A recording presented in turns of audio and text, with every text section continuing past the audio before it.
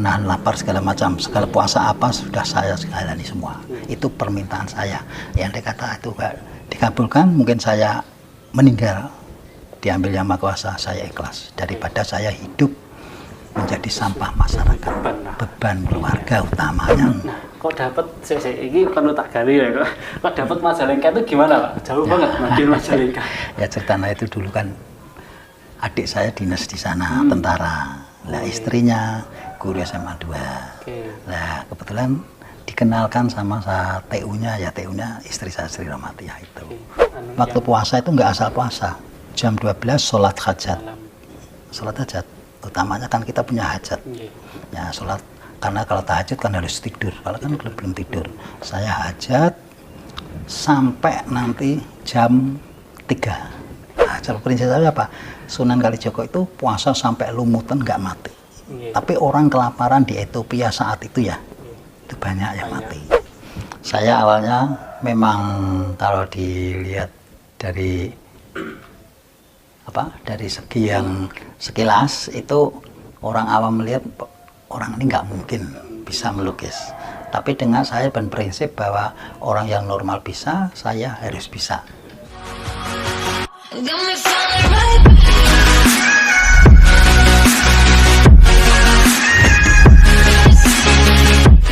Assalamualaikum warahmatullahi wabarakatuh. Nah, kali ini saya bersama narasumber yang luar biasa, mempunyai kelebihan di bidang melukis, yang mana kelasnya bukan daerah lagi, namun kelasnya sudah internasional dan banyak sekali karya-karya yang sudah dilukis oleh beliau. Siapa dia? Mari kita ikuti cerita podcast pada kali ini.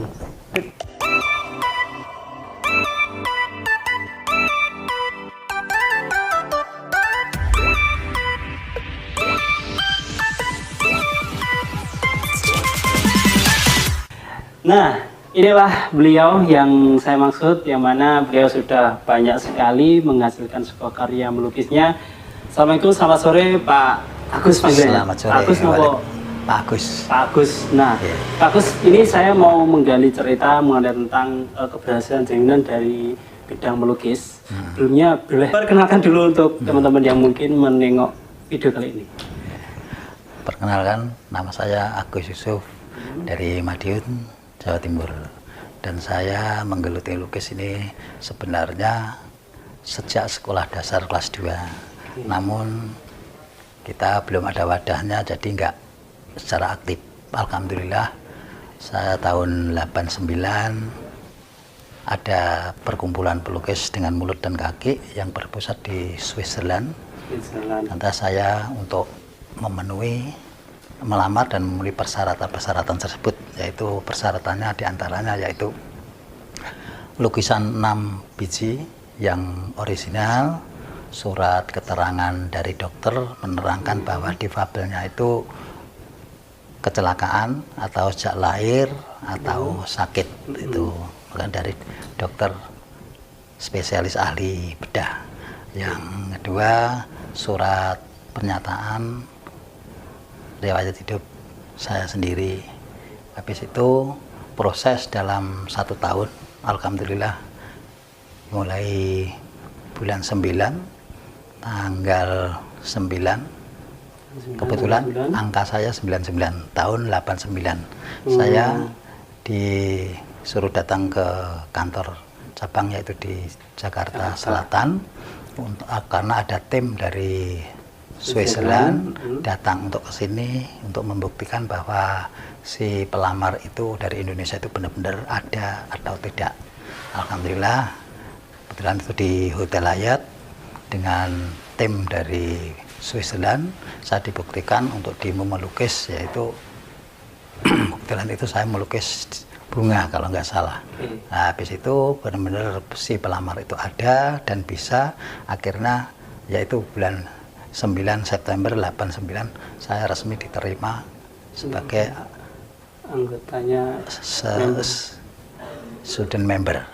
Jadi tingkatan di yayasan saya itu ada 3. Student member yaitu calon pelukis, maksudnya pelukisannya kan belum mantap, masih asal. Nah, itu dibiayai dari kantor Switzerland. Habis itu alhamdulillah dari perkembangan tahun ke tahun itu saya tahun 2013 ya selama kurang lebih di associate member itu 23 tahun saya bisa diterima sebagai associate member.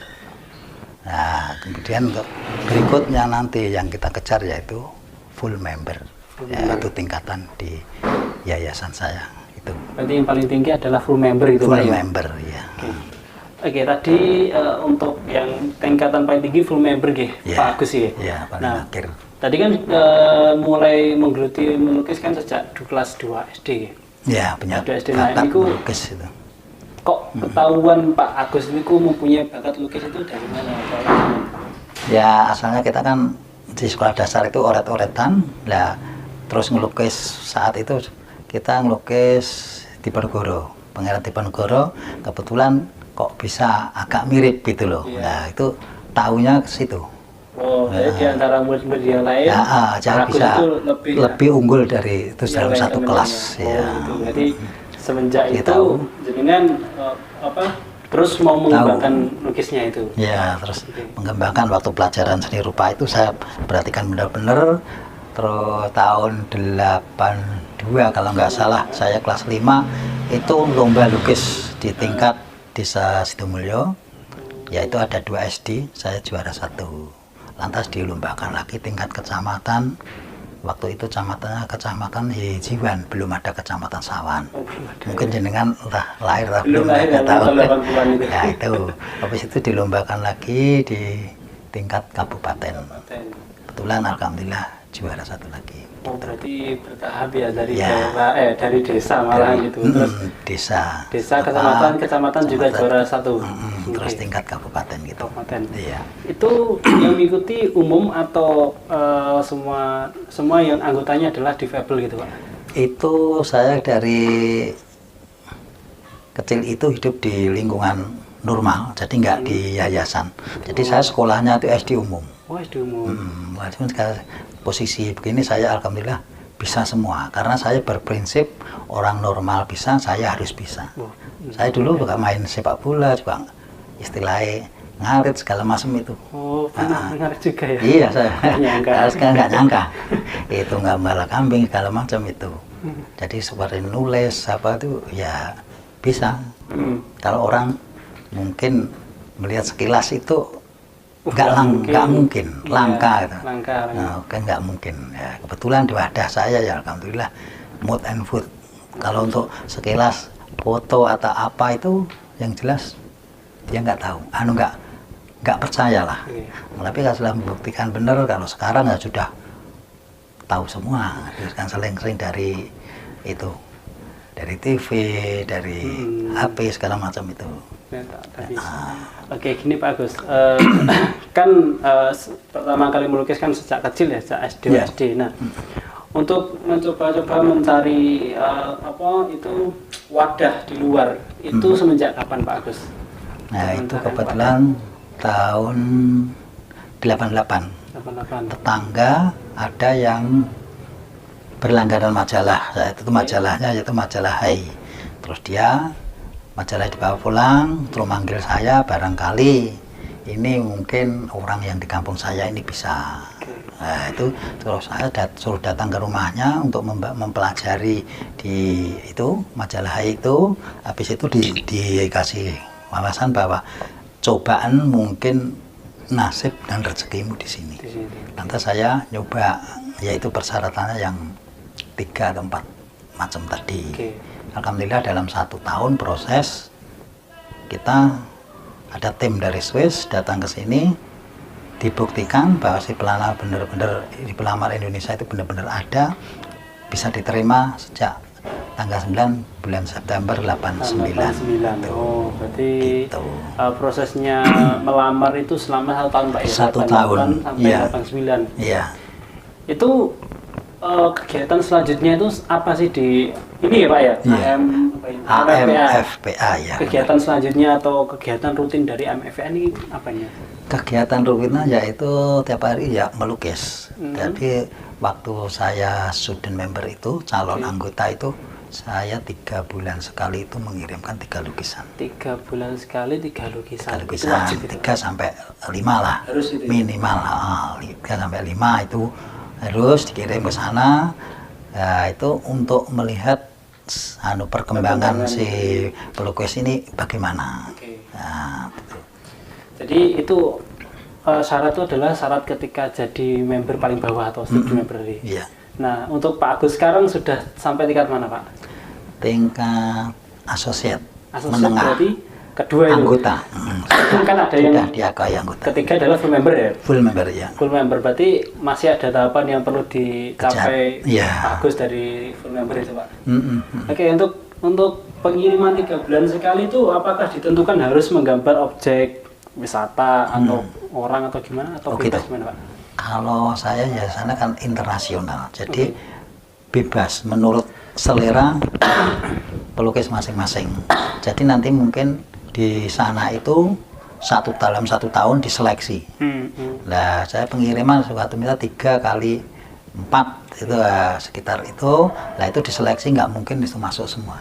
Kadang seleksi masuk 1, kadang ada 4. Pernah enggak, Pak? Kadang ada 8. Enggak diterima sama sekali pernah? Pernah, kadang nggak ada seleksi sama sekali. Gitu ada, pernah sekali. Nah, itu untuk itu sebagai tolak ukur untuk ketingkatan kita itu. Gitu. Terus Pak Agus ini sekarang kan sudah masuk di Asosiat, Asosiat anggota of Mode and Food Painting Artist. artis ya. Nah, ini Pak Agus sendiri kan banyak sekali jenis-jenis lukisan ya, kayak abstrak dan lain sebagainya. Tuh Pak Agus ini lebih ke condong ke apa sih jenisnya? Saya cenderung ke naturalis realis. Naturalis realis. Realis ya. Itu memang pertama kali mau melukis milih jenis itu atau pernah menjajaki beberapa jenis itu? Dulu. Kalau menurut saya sebagai seniman, Ya. itu kebanyakan itu sebagai seniman itu beranjaknya dari naturalis realis. Nanti ada perkembangan yang ekspresi, ada yang dekoratif, ada yang surrealis segala macam itu. Nah, kalau saya gimana supaya orang awam itu cepat mengerti bahwa ini lukisan apa itu, makanya saya ngambil yang naturalis, kalau ditetelkan lagi menjadi realis gitu. Kan di sini tadi kan saya masuk ke rumah jenengan banyak sekali lukisan, Pak. Ya. Untuk Pak Agus sendiri itu pernah juga nggak mendapatkan lelangan paling menurut Pak Agus itu paling terbesar, paling nggak disangka-sangka loh.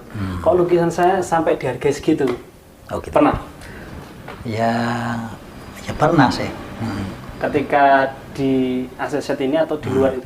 Kalau di Indonesia kemarin itu saya buka label sekitar 10, terus ada nego, itu pameran waktu itu di Jogja tahun 2021 kalau nggak salah.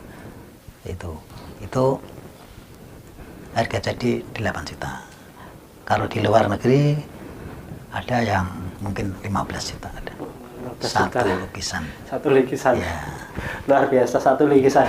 Untuk gini Mas, misalnya di sini ada contoh lukisan. Ya. Bunga kembang atau bunga kembang.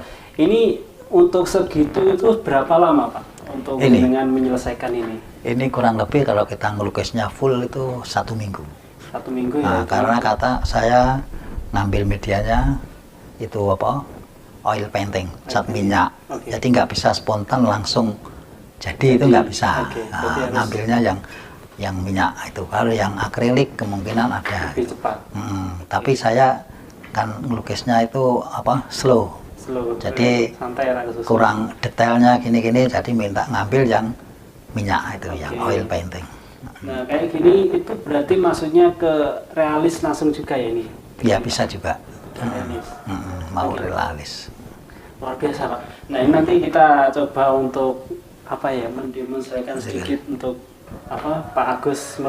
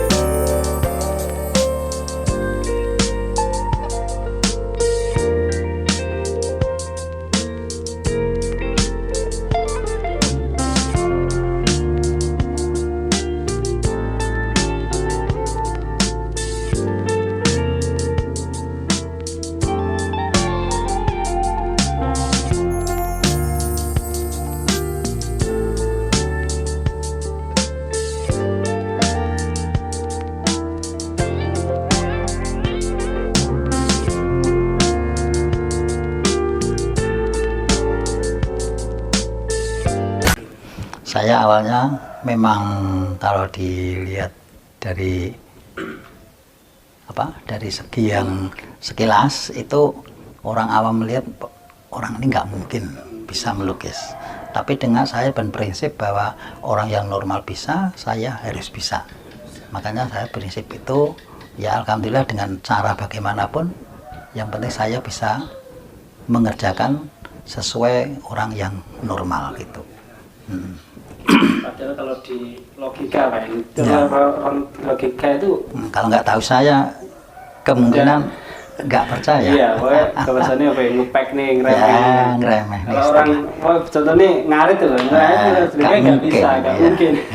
Tapi kalau memang benar-benar ada semangat itu pasti bisa Pak ya. Ya gitu. Ada apa Pak? Yang dilakukan Pak Agus yang mungkin orang lain belum tahu itu apa selain ngarit? Kayaknya apa ya? Selain ngarit, ya itu kemungkinan saya dulu kan masih kecil kan, lemes gitu ya, gerakannya lemes gitu. Itu saya setrika sendiri, bahkan nyuci sendiri bisa. Tapi pakai kaki. Iya. Pernah pakai setrika sendiri, nyuci sendiri itu. Iya, dulu pernah. SMP saya setrika sendiri. Gitu. Kalau kita kan nggak mungkin. Maka dari itu kita nggak boleh. Padahal dulu setrikanya kan bukan listrik. Iya, masih arem gitu. Tapi ya gua plus keringetan. Iya, panas. Gitu. Pernah itu saya. Oke, berarti dari situ kita bisa menyadari kalau kita nggak boleh pandang sebelah mata dulu Pak ya sebelum kita mengetahui. Itu berarti tergantung semangatnya Pak ya. Kalau dia memang diberi kekurangan tapi nggak semangat ya nggak bisa. Nggak bisa. Kebanyakan ya 101 lah seperti saya. Mungkin. Memang saya prinsipnya orang luar bisa, saya harus bisa. Terus prinsip lagi orang-orang besok sudah bisa kerja. Saya karena hidup di kalangan di masyarakat umum dan orang dari orang yang dari pas-pasan, yaitu buruh tani, orang tua saya. Tapi saya berprinsip, saya sebelum orang tua nggak ada, saya harus bisa mandiri. Saya nggak seneng menjadi beban sampah masyarakat, beban keluarga. Karena apa? Karena beban keluarga utamanya ya, suatu misalnya kakak, siapa atau adik itu kalau sudah berkeluarga nggak mungkin dia itu nggak mungkin kalau ngikut terus-terusan. Paling nggak sesudah nanti orang tua nggak ada. Prinsip saya ya itu kalau membebankan saudara saya memang nggak senang. Saya harus bisa kerja sendiri tanpa membebani. Nah, dalam pikiran saya nanti kalau membebani itu sehari 2 hari itu pasti fair kan dia juga keluarga masing-masing ya. Nah, kalau mungkin menginjak hari yang ketiga, keempat, berikutnya, kemungkinan dalam hati kecil itu suaminya adik saya atau istrinya adik saya yang satu kandung itu loh, itu pasti dalam hati kecilnya punya ganjilan. Pasti. Setelah itu enggak orang manapun. Walaupun dilakuin pasti ada. Lah gitu, makanya saya untuk memacu dicambuk dengan pemikiran gitu harus bisa mandiri. Alhamdulillah saya bisa mandiri, bahkan bisa membantu walaupun minjemi atau segala dari keluarga gitu. Emang ini sudah banget ya, saya prinsip saya begitu, harus bisa mandiri. Alhamdulillah Allah itu mengabulkan. Tapi orang bercita-cita seperti saya itu kayaknya 1001 atau 101 nggak mungkin. Kebanyakan menggantungkan diri. Iya betul. Bahkan orang-orang normal aja kan masih banyak yang pengen dibantu dengan orang. Karena adalah salah satu mungkin menjadi seorang inspirasi ya untuk teman-teman yang lain. Banyak saya di jalan-jalan itu ada orang yang masih diberi begitu kan, sehat, normal fisik, tapi malah memilih mengadakan tangan. Kalau saya jangan sampai itu Pak. Iya. Jadi keterbatasan bukan keterbatasan fisik, kendala. Jadi kendala ya kehidupan ya Pak. Iya. Oke Pak Agus, di sini itu kan banyak lukisan Pak Agus ya di sini. Iya. Ada nggak lukisan yang sangat berharga menurut Pak Agus itu? Yang sampai dibeli itu nggak mau? Kalau saya saat tahun 90-an itu melukis baru 5 tahun ya. Itu ada yaitu ikan koi mau dibeli, ya kebetulan lukisannya sampai sekarang masih tak abadikan. Itu mau dibeli saya nggak boleh. Nggak boleh. Karena pada saat itu kayaknya itu bisa bisa puas gitu loh. Nah, tapi dari seleksi sekarang ini dari beberapa lukisan ini, dari salah satu lukisan itu yang istimewa itu nggak ada, semua sama. Saya kan kecimpung di di binatang dan alam. Atau itu Pak maksudnya? Yang atas itu figuranya putih. Oh yang itu. Ya, itu berarti itu tahun berapa itu? 90 gitu? Sekitar 93 lukisan 90. sampai 95 kalau nggak salah gitu. Itu. Padahal saya pameran di Madiun tuh di lukisan itu di Karsidena. Oke berarti itu Pak ya. Iya. Dipertahankan itu. Iya. Sekarang sampai pasang itu. Kita shoot itu. Setelah lukisan. Kalau lukisan pertama Pak Agus dulu itu apa Pak selain gambar Pak Diponegoro itu? Oh, banyak dulu. Asal-asalan apa ya? Masih Ya ingat itu. Waktu itu kan masa Orde Baru dan Pak Harto. Nah itu saya dalam lomba itu tahun 82 itu Pak bikin saya logo Golkar itu. Oh, logo Nah saat itu kan baru yang megang itu. Pertama kali itu. Pertama kali dilombakan itu saya itu Golkar sama itu. Oke Pak Gus, mungkin ada pesan motivasi pada teman-teman supaya mereka itu bisa hidup ben rotok duwe atine lah Pak. Ya. Gimana monggo? Pesan dan kesan saya untuk orang-orang normal, generasi penerus khususnya juga difabel, hendaknya kita walaupun suatu situasi yang bagaimana kita harus rajin, kreatif, insya Allah nanti pasti akan menemukan jalan. Jadi jangan cuma menggantungkan diri asal takdir, itu nggak benar. Itu harus kita cari, kita gali, nanti kemungkinan pasti ketemu. Oke. Gitu. Kalau menggantungkan takdir kalau saya itu berarti orang sombong Pak ya. Ya selain sombong dia kan sudah aslinya itu males-malesan, ingin hidup yang mewah. Biasanya ke situ. Ya nggak ada actionnya, nggak ada usahanya, mana mungkin khayalan. Berarti apa yang dipikirkan orang lain bakal ya terwujud karena ya nggak usah tadi. Iya cuma khayalan. Khayalan tingkat tinggi. Iya. Waktu itu sudah berkeluarga ya Pak Gus ya? Iya sudah berkeluarga. Di Algrade berapa? Alhamdulillah tahun 2003 saya nikah sama Sri Romat ya, orang dari Majalengka, dari Sunda. Majalengka, Sunda. Nah itu saya dianugerahi 2 orang anak, 1 cewek, 1 cowok. Terus saat ini sekarang cewek ini sudah kuliah di UNER dan yang cowok baru kelas 1 SMA. Oke, UNER. UNER di Erlangga ya? Ya, Mana itu? Surabaya. Surabaya. Nah, kok dapat ini perlu tak gali ya kok dapat Majalengka itu gimana Pak? Jauh banget Madiun Majalengka. Ya ceritanya itu dulu kan adik saya dinas di sana, tentara. Lah istrinya guru SMA 2. Nah kebetulan dikenalkan sama TU-nya, ya TU-nya istri saya Sri Romatia itu. Jadi bisa kenal, langsung telepon. Habis itu ada mungkin keinginan mau langsung tak suruh izin sama orang tuanya, boleh nggak? Kalau orang tuanya nggak mengizini saya nggak mungkin. Karena saya orang secara umum itu untuk menerima saya dan prinsip saya ya pasti nggak boleh. Ya kemungkinan ya kalau ini takdir dari Allah pasti. Kalau Allah sudah menakdirkan ini jodohmu walaupun bagaimana pasti jadi. Nah, itu bilang takdir bisa gitu. Nah itu jodoh dari Allah gitu. Jadi jodoh rezeki pati istilah Jawa itu dari Allah. Takdir yang ya, hakiki. Hakiki. Ya. Ya. Jadi ketemunya waktu itu. Nah itu dikenalkan sama adik waktu liburan itu, terus akhirnya telepon bisa itu mau sama-sama. Ya. SMA 2. SMA 2 Majalengka. Oh Majalengka. Majalengka kan Sunda. Jenengan itu berarti tapi di sini Saya domisili sini, tapi adik saya kan di sana. Tapi belum tahu berarti ya, belum sempat pernah tahu berarti ya? Ya lewat telepon gitu. Dulu nggak ada video call sih. Nah, belum ada, HP belum ada. Iya, paling cuma Teleponnya telepon duduk. telepon. Nah, itu namanya dari takdir. Kalau itu bilang takdir bisa. Karena apa? Takdirmu jodohmu ini. Nah, terus dia bilang sama orang tuanya. Luar biasa Pak ya. Jadi perjalanan dari tahun 89 digabung menjadi AMFPA. AMFPA. Ya. Sehingga bisa apa ya, katalah bisa membuktikan dari statement-statement orang-orang lain lah yang mungkin menganggap sebelah mata Pak Agus atau orang lain yang sesama difabel. Itu menjadikan ya terbungkam lah menurut mereka.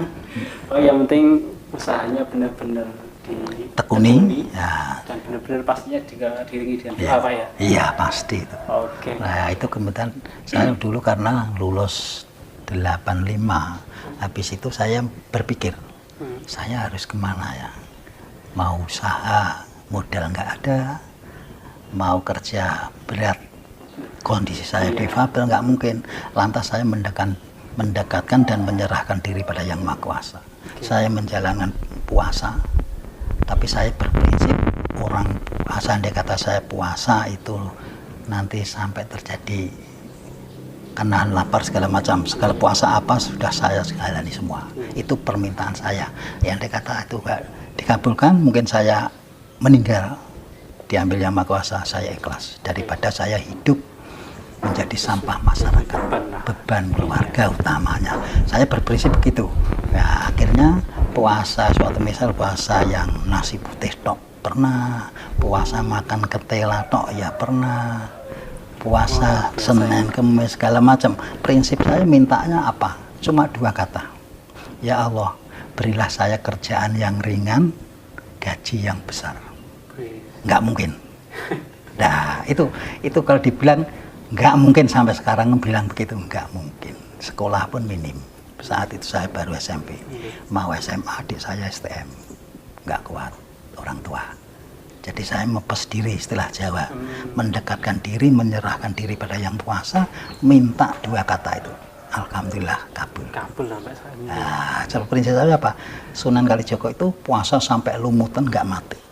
Tapi orang kelaparan di Ethiopia saat itu ya, itu banyak yang mati. Andai kata saya puasa itu mati, saya nggak apa-apa, nggak jadi beban. Nah gitu. Ya Alhamdulillah, Allah itu memberi kekurangan difabel, juga memberi kelebihan. Ya kelebihan yaitu melukis dengan mulut dan kaki. Padahal saya dari gen untuk keturunan jari seni itu nggak ada. Nggak ada. Berarti Pak Agus adalah yang apa ya, Singawari. Ya begitu. Saya lahir tahun 63. 63. Ya. Lebih sepuh dari bapakku. Apa saya 68. Ya gitu. Luar biasa, berarti ada apa lelaku tirakat juga ya dari puasa Pak ya. Iya, pasti dari puasa segala macam satu. Jadi saya tidak menjadi beban tadi ya. Hanya itu ya. Waktu puasa itu nggak asal puasa. Saya puasa untuk mohon sukses itu, saya kalau masih sore itu ya duduk ngobrol-ngobrol sama teman. Tapi habis sekitar jam 12, setengah 12 itu pulang, saya langsung sholat. Nah itu sholat Isya atau apa, terus nunggu ben biar pas jam 12. Saya kadang kalau masih setengah jam, masih 10 menit baca Yasin. Habis itu jam 12 sholat hajat. Sholat hajat, utamanya kan kita punya hajat. Ya sholat, karena kalau tahajud kan harus tidur, kalau kan belum tidur. Saya hajat sampai nanti jam 3 gitu. Jadi sholat hajat sampai jam 3, langsung sahur, makan sahur, baru nunggu subuh, habis subuh tidur. Jadi nggak asal pas puasa. Nggak asal puasa. Malamnya itu wiritan terus. Gitu. Berarti banyak selingannya ya. Jadi melek terus. Berarti selain usaha itu juga usaha nyundul langit juga. Jerih banyaknya supaya sukses, nggak asal puasa tadi. Berarti semalam harus itu kan waktu cari apa? Yang waktu ijabah itu tengah malam. Tengah malam doa, ya, doa itu paling ijabah. Itu. Yang lain tidur, yang kesana apa? Banyak orang yang tidur ya. Di saat orang lain terlena waktunya tidur ya. Waktunya kan hening gitu. Iya, hening. Jadi itu memang ya luar biasa sekali. Berarti gitu. Mungkin usaha-usaha yang perlu kita lakukan selain dari usaha duniawi, ya, juga harus ukhrawinya. Ya. Ya, pokoknya diimbangi lah. Harus seiring. Kalau kita usaha secara duniawi tapi ukhrawinya ketinggalan nanti ya. Nanti sama aja Pak. Iya. Atau sukses paling ya kurang barokah gitu Pak. Kurang barokah. Kita yang perlu kita harapkan ya rezeki yang halal, mengalir halal, barokah. Itu kalau bisa juga melimpah. Iya, melimpah. Waktunya zakat kita harus zakat. Alhamdulillah bisa berjalan mulai dari, karena saya juga dulu dari nol. Gitu. Rumah saya yang kampung biasa yang masih pakai papan semua itu. Ini sudah saya rehab 3 kali. Wah, luar biasa. Jadi tadi kan banyak sekali cerita-cerita yang di Pak Agus sampaikan ya, dari usahanya, cerita awalnya sebelum masuk AMFPA. Susah banget apalagi tak pocongin sore artinya Pak. Oke, mungkin dari teman-teman khususnya teman-teman di Febon mungkin bisa menjadi sebuah cerita inspirasi ataupun perjalanan yang bisa ditiru dan dikembangkan sendiri. Salah satunya adalah yang luar biasa ini Pak Agus juga melibatkan tirakatnya.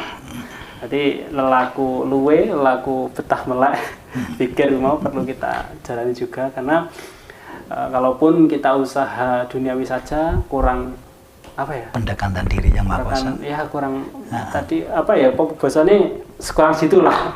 Kalau kita selingi dengan ukhrawinya ataupun mendekatkan diri ikhtiar dalam doa, itu menjadikan doa lebih makbul. Apalagi yang sudah disampaikan Pak Agus tadi, tirakat poso, tirakat zikir, bengi di melekne wonten niku Pak Agus ya.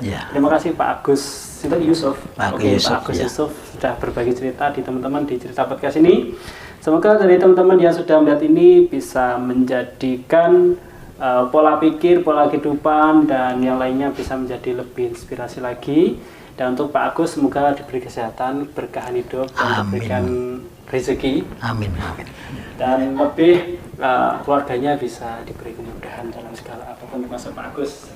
Oke, saya akhiri. Wassalamualaikum warahmatullahi wabarakatuh.